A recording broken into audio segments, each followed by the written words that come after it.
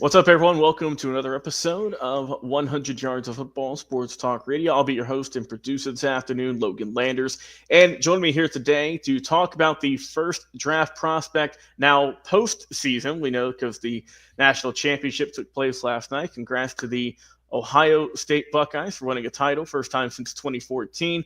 We're talking about a rival here today in the Penn State Nittany Lions and a very impressive defensive end in Abdul. Talk about where he's going to go, his strengths, and what he can improve on between now and come draft time. But help me out today to break him down is going to be, of course, Mr. Brian LaBelle. Brian, first off, how you doing on this Tuesday afternoon, man? And what do you like about this very impressive prospect that is just always whenever you see any mock draft, you don't have to scroll far to see his name? I think ESPN has him as their top overall player on the board right now. I don't want to say he's Micah Parsons-esque, obviously because you have the Penn State comparison, that's kind of obvious. But the way he bends, his speed, it's bad out of hell type stuff.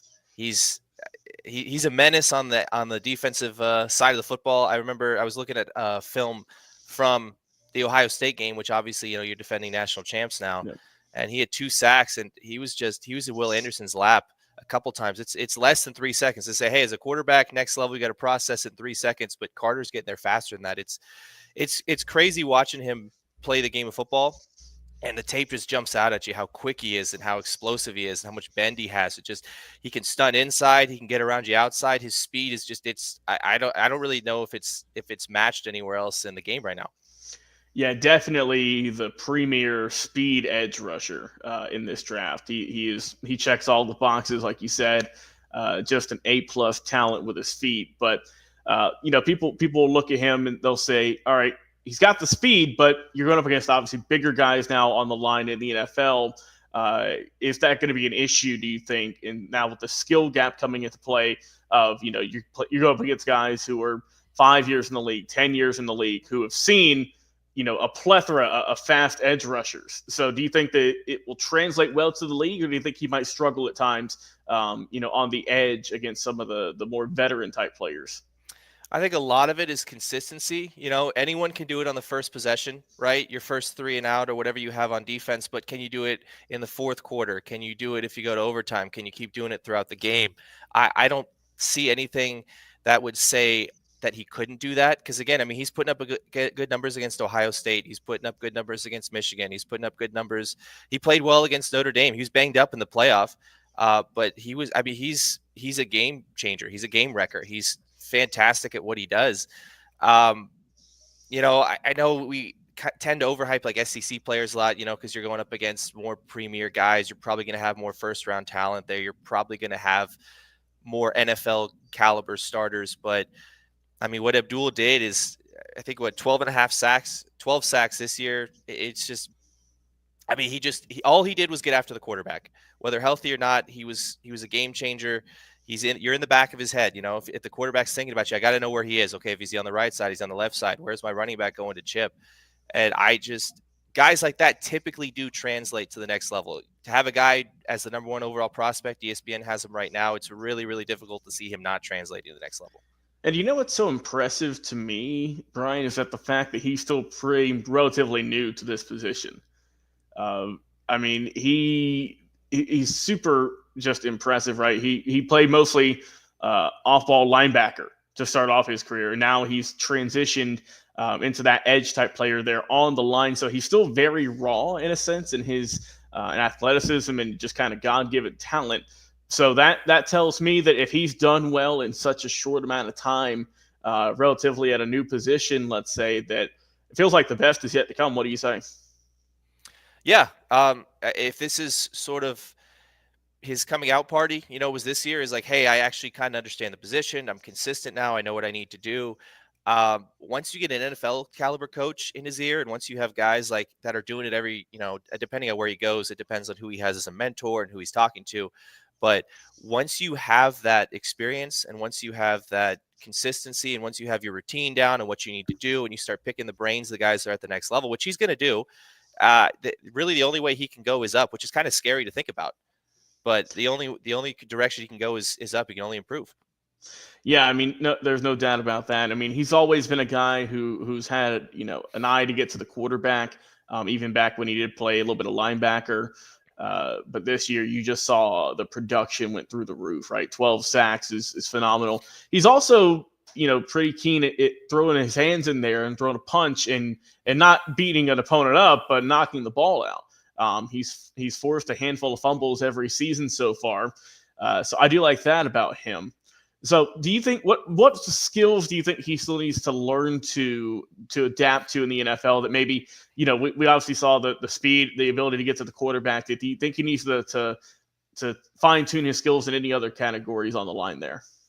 So he's got the speed rush down. He can get Yep. around you. He can get around almost anybody. It's almost comical what he's doing to other Big Ten opponents, what he's doing to Indiana, what he's doing to Minnesota, which obviously, hey, maybe these aren't first round NFL guys, but he had 2 sacks against the defending national champs in a game where they had a chance to win, and he was a big part of that. The second move isn't really there, and I don't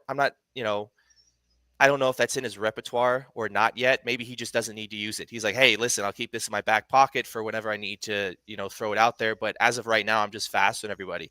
But these speed rushers typically at the next level, once a good left tackle or a good right tackle gets their hands on them, it's really, really difficult for them to get free. And I think that's the only concern I have with him is, can he develop a second move, a spin move, being able to throw a guy off you?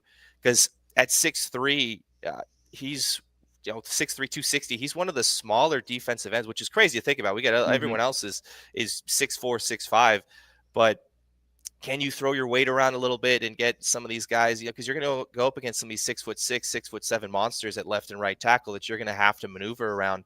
If he can figure out his second move, which, listen, a good NFL defensive line coach, a good defensive coordinator is going to be all over that from day one. They're going to be like, hey, we love how fast you are, but let's add this. Let's build on this, which is what I was saying earlier. If you can figure out that second move, man, sky's the limit. Yeah, I mean, sky is definitely is the limit for this guy. I mean, looking at just some of the big games he's played this year, obviously, with Penn State, we know they made it to the 12-team playoffs, so they play against the best teams in the country at the end of the season there. You mentioned against Notre Dame, who ended up being the losing team in the game last night. He had a good day on against them with 5 tackles. Got a sack there as well against SMU. The opening round, right? He had 3 tackles there and 1 sack. Then against Oregon, he still made his presence known, right? He had 6 total tackles on the day, 4 solo, 2 assisted, but he wasn't able to get to the quarterback in that one. And I know you mentioned me before we started filming that he did seem to struggle a little bit more against the number 1 team in the country. What are your thoughts on that? It is a concern. Obviously, you can brush it off as one game, but it was against Josh Connerly, who's another guy who could be making a lot of money on Sundays. Those are the guys you're going to be playing against. That's the only concern is like, hey, you kind of have to be able to get past these guys. You kind of have to figure it out because you're going to be seeing those guys at the next level. You're going to see Josh Connerly's on every team. That's just how it works. And he did what, I mean, that was his only real hiccup I could point out from this year. Other than that, he was spectacular. I know near the end, he wasn't fully healthy. I think he had the shoulder issue, but yeah, development. He's a raw prospect. Again, he's a rookie. You could talk about his growth here in college, but it's a whole new ball game and it's a reset once you get to the next level. Teams understand that. I mean, there's a reason why he's the top prospect on the board right now. I think barring a terrible combine, I don't really see him not being a top 8, 10 pick would probably be the lowest. I think that he definitely has that potential. It just kind of depends on where all the chips go. There's a lot of, we know, obviously, we've talked about, and we're going to continue to talk about the talented quarterback class, primarily in the first round, right? But when you look at defense, this is probably the top guy here, especially if you want a rusher, someone who's quick, someone who can get to the quarterback. This is probably the guy you want here. It wouldn't surprise me if he went to somewhere like Cleveland, who picks at number 2, right? We know that they have a quarterback situation there. I don't know. They might go with a quarterback now with Watson out for the season. I don't know. It's a tricky situation in Cleveland, but if they go defense, he could easily go there, I think. Might go to pick 4, perhaps. Just kind of, you never know with New England. That would be interesting. I know Mike Vrabel would probably love him. I mean, the Raiders need help. The Jets need help, it seemed like, in a lot of positions. The Panthers, I think, would be a good fit for him if he falls to 8. I think that could be a very good pick there. But, I mean, this is a great prospect here. I mean, you can just sit back and watch him play, just watch his tape for hours and just be impressed by just how quick he is, how fast he can get to the quarterback and just kind of make just it's more so blink and you miss it type of speed if you're on the O line, and that's what Abdul Carter's done throughout his 3 years at Penn State, rather. And like I said, never got that national championship, but he did have a lot of impressive performances on a good team, and I know for sure that the Nittany Lions are going to miss him next year on the field for them, because that's a big piece. That's just how it goes in college, though. You move on to go into the league and hopefully make a bigger impact there. But Brian, what are your final thoughts you have about Abdul Carter and his draft status here in a few weeks? I think any team that has a decent quarterback situation, if they can get him, it's icing, cherry on top of the cake. It's going to be fantastic, because everyone every year you have can't miss prospects. It's really difficult to watch him play football and think that he can't be a menace at the next level. Yeah, I think he is primed to be put in a good team, a good position, and make a big impact come year one on the defensive side of the ball. And we'll find out, right? The NFL draft's coming up on April 24th. That's going to be a Thursday night. Carries on through the Saturday. I don't think he's going to make it to the Saturday. I think he'll be gone on that Thursday. But I'm looking forward to that in late April. But for now, we're here still in January, freezing cold January, and talk about all these impressive players today. Once again, for my co-host today, Brian LaBelle, I've been your host and producer, Logan Landis. If you enjoy the episode, everyone, like, follow, share, and subscribe. Facebook, YouTube, but also go download our podcast every single week. We've been talking about defensive end Abdul Carter coming out of Penn State. If you guys have any suggestions where you think he might end up in the draft, if you want to go to your team, or any other comments about this young man, please drop it in our comment section, and we'll reply to you as soon as we can. Once again, for Brian LaBelle, I've been Logan Landers, and we'll talk to you guys again on another draft episode.